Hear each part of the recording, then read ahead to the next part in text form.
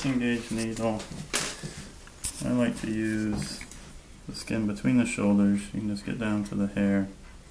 I kind of tent it up, pinch it between, and I put my index finger, and that sort of gives me a nice little window right below there, and then you can just go straight in, parallel to the body.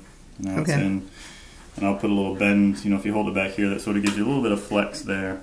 If they start moving around a little bit, it's not going to pull out. Okay. And then you just start the fluids.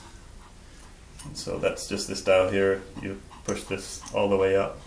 Sometimes letting it slide down, just make sure it hasn't pinched the line, because sometimes even though... Okay, so that's how you start it? Yep.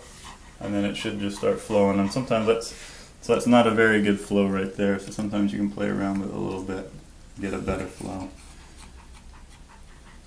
And so that's kind of more the flow you want. So pretty rapid. And usually with multiple administrations it begins to speed up because that skin starts to separate a little bit. Okay. And it becomes more accommodating to the fluids.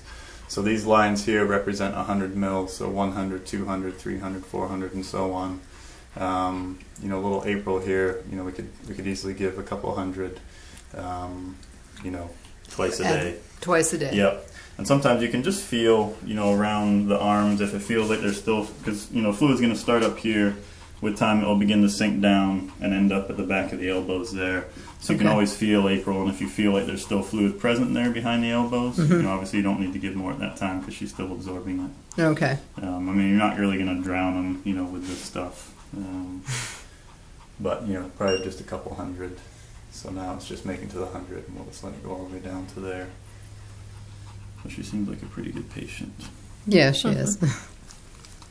And how long does this take? Like, what's the... Usually just about a minute or two. Oh, okay. Yeah, because it really depends on your flow rate. If you can get some dogs, like say pit bulls and things with tighter skin, it's harder to get fluids in them because they don't have the same laxity. But, April's going pretty good here, and she doesn't have a whole lot, that we're giving at once. Okay. All right, April.